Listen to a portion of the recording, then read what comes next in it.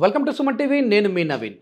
నిద్రలేని సమస్య మిమ్మల్ని వెంటాడుతూ ఉందా? అయితే మీకు ఫ్యూచర్లో ఖచ్చితంగా డయాబెటిక్ అటాక్ అయ్యే అవకాశం ఉంది అని చెప్పేసి అంటున్నారు celebrity homeopathy expert doctor Chetan Raju garu. అసలు దీనికి సంబంధించిన పూర్తి సమాచారం సార్ని అడిగి తెలుసుకుందాం. హాయ్ సార్, నమస్తే అండి. నమస్తే సార్. సార్, నైట్ టైం ఎక్కువగా మొబైల్ చూస్తూ నిద్రను అనేది డిలే చేస్తూ ఉన్నారు. అంటే 12 నుంచి 1 గంట 2 గంటల వరకు వెళ్ళిపోతూ ఉన్నారు. కొద్దిమంది అయితే వెబ్ సిరీస్లు, అదేవిధంగా ఈ సీరియళ్ళు ఇవన్నీ కూడా చూస్తూ ఉంటారు మొబైల్లోనే.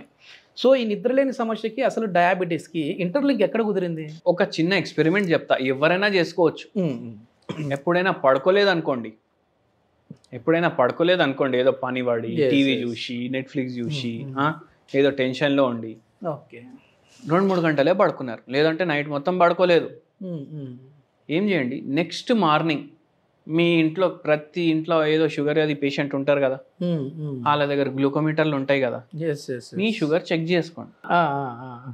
మళ్ళా రీడింగ్ నోట్ చేసుకోండి. ఓకే, ఒక 2 రోజుల తర్వాతనో 3 రోజుల తర్వాతనో వారం రోజుల తర్వాతనో మీకు వీలైతే మంచిగా పడుకుంటారు కదా, దాని next day morning sugar level check చేసుకోండి. ఓకే ఓకే అంటే మంచిగా పడుకున్నది ఒకటి రీడింగ్ తీసుకోండి, అస్సలు పడుకోలేనిది లేదంటే 2-3 గంటలే పడుకున్నారు ఆ రీడింగ్ ఒకటి తీసుకోండి. ఓకే ఓకే మీకే తేడా తెలిసిపోతుంది. ఓకే, ఒక్క రోజుకే తేడా తెలుస్తుంది. షుగర్ లెవెల్ పెరుగుతూ ఉన్నాయి. ఇన్సామ్నియా ప్రాబ్లమే ఉన్నోనికి, నిద్ర సరిగా లేనోనికి మనకి షుగర్ వ్యాధి రాదా? వస్తుంది కదా, 100% వస్తుంది. అయితే ఏంటంటే నిద్రలేని సమస్య వాళ్ళకి కూడా షుగర్ వ్యాధి వస్తుంది, నిద్రలేని సమస్య తెచ్చుకున్న వాళ్ళకి కూడా షుగర్ వ్యాధి వస్తుంది. ఎట్లా తెచ్చుకుంటారు? అదే వాళ్ళంతా ఎవరి చేతిలో ఉంటే వాళ్ళ చేతిలో ఒక బ్రహ్మాండమైన యంత్రం ఏంటంటే అది స్మార్ట్ ఫోన్. బటన్ నొక్కితే లైట్ వస్తుంది, బటన్ నొక్కితే లాక్ అయిపోతుంది, అంటే లైట్ పోతుంది. అవునా కాదా?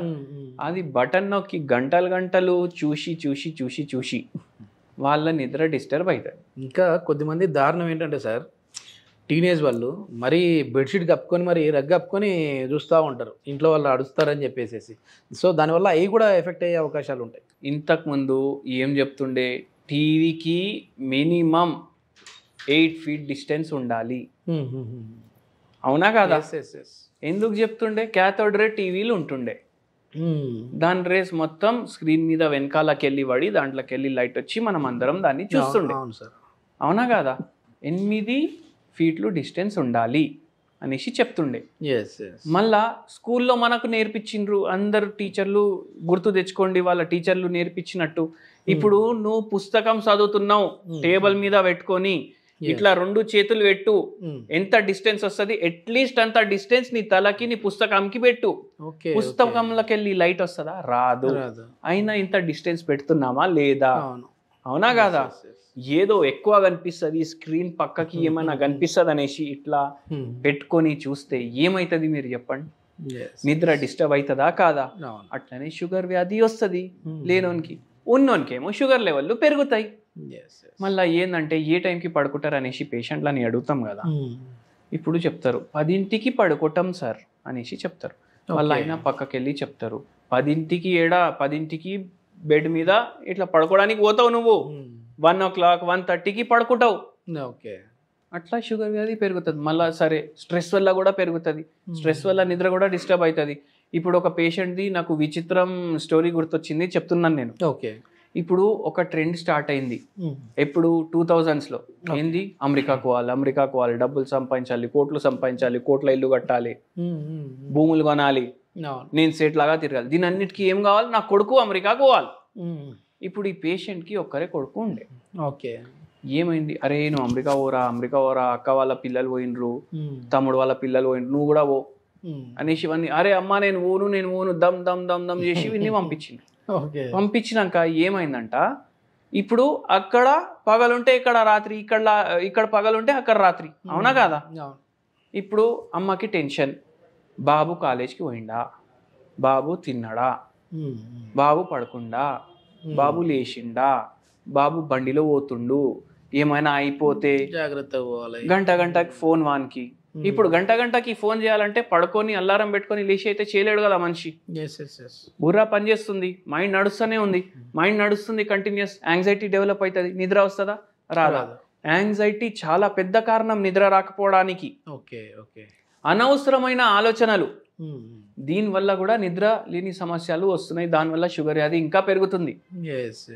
బాబు తిన్నడా లేదా, వాడు తిన్నది మంచిది తిన్నడా లేదా, దానివల్ల వాని కడుపు అప్సెట్ అయితే వానికి రేపు లూజ్ మోషన్ అవుతుందా, ఈ ఆలోచనలు చేస్తారు కదా అమ్మలు. అవునా కదా?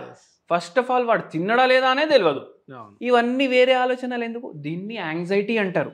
Okay okay. దీనివల్ల కూడా నిద్ర లేని సమస్య అనేది చాలా పెరుగుతుంది. దాంతో షుగర్ వ్యాధి పేషెంట్లు కూడా చాలా పెరుగుతున్నారు. Okay okay. అయితే అట్లా అయి ఇట్లా రోగాలు తెచ్చుకొని ఏం లాభం? మనం మంచిగా పేషెంట్కి మొత్తం మాట్లాడి డీటెయిల్గా ఈ ప్రాబ్లంలన్నీ రాసుకున్నాక మందులు ఇస్తే యాంగ్జైటీ తగ్గింది. ఓకే. అంటే ఆందోళన తగ్గింది, నిద్ర లేని సమస్య తగ్గింది, షుగర్ వ్యాధి తగ్గింది.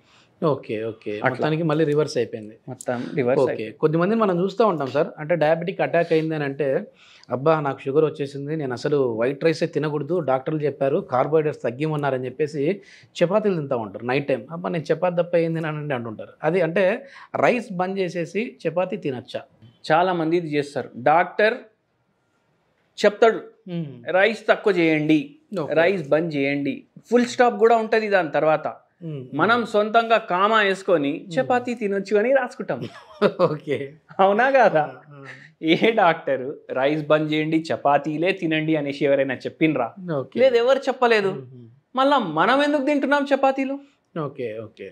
ఇప్పుడు 1 కిలో బియ్యంలో కార్బోహైడ్రేట్ 70% ఉంది అంటే 1 కిలో గోధుమ పిండిలో కూడా 70% కార్బోహైడ్రేట్ ఉంటుంది.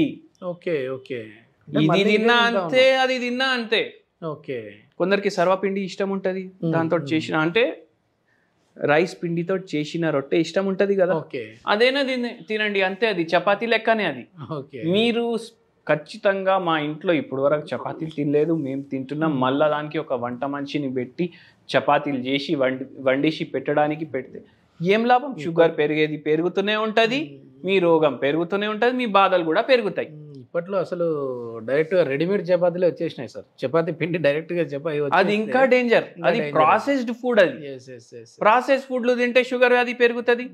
మీరు ప్రాసెస్ అయినది తీసుకొని వచ్చి గరం చేసుకొని తింటే ఏమైతుంది? ఇంకా పెరుగుతుంది. మరి దీని రీప్లేస్ ఏంటి? ఏం తీసుకుంటే బాగుంటుంది? రీప్లేస్ ఏంది అంటే ఏం రీప్లేస్ చేసే అవసరం లేదు. మీరు చిన్నప్పటి నుంచి ఇప్పుడు కాలం పిల్లలు వదిలేసేయండి. చిన్నప్పుడు ఫస్ట్ వాళ్ళు సెర్లాక్స్లు ఫారెక్స్లు తింటారు. మనం ఏం తిన్నాం? పప్పు అన్నం మొత్తం మ్యాచ్ చేసి ఇస్తుండేనా కాదా? మీరు చిన్నప్పటి నుంచి రైస్ తిన్నారు, మీ నాయన చిన్నప్పటి నుంచి రైస్ తిన్నారు, మీ నాయన వాళ్ళ నాయన చిన్నప్పటి నుంచి. మీరు మానేస్తే బాడీ రియాక్ట్ అవుతుంది. తక్కువ చేయండి క్వాంటిటీ, ఎంత తినాలనిపిస్తుంది అనేసి సెల్ఫ్గా మాట్లాడుకోండి. ఇప్పుడు మాట్లాడుకుంటాం కదా, అరే ఇప్పుడు అయిపోయినాక అది కొనేసి తీసుకొని వెళ్ళాలి పిల్లల కోసం అనేసి మనం మాట్లాడుకుంటాం కదా సెల్ఫ్గా ఇంటికి వెళ్ళేటప్పుడు. నాకు ఎంత తింటావు అని మాట్లాడుకోండి. ఇంత తింటా ఒక వస్తుంది కదా, సగం తీసేయండి. Okay, half meal diet, half meal చేసేయండి అంతే. రైస్ తినండి ఒక్క పూట, మళ్ళా మార్నింగ్ రైస్ తినొద్దు, నైట్ రైస్ తినొద్దు. ఓకే. మీకు బాడీకి ఏం అడుగుతుంది? బాడీ రైస్ అడుగుతుంది, ఇవ్వండి, కొంచెం ఇవ్వండి, బాడీ కూడా సాటిస్ఫైడ్ ఉంటుంది. ఓకే. మళ్ళా ఏం చేయండి? నైట్ టైం ఒకటే జొన్న రొట్టె. ఓకే. మార్నింగ్ ఏం చేయండి? సార్ మేమైతే షుగర్ వ్యాధి వచ్చినప్పటి నుంచి చాలా చేంజ్ అయిపోయినాం, రైస్ అస్సలు తింటలేం. మార్నింగ్ టిఫిన్లు తింటున్నాం, నైట్ టిఫిన్లు తింటున్నాం, మధ్యాహ్నం ఏం తింటలేం. ఎన్ని దోశలు తింటున్నారు అనేసి అడిగితే 5 దోశలు సార్. టిఫిన్ రైస్ కాదు కదా సార్. అరే నాయనా, టిఫిన్ కాదు అది, దాంట్లో కలిపేది రైసే, అది రైస్ తోటే తయారైతుంది.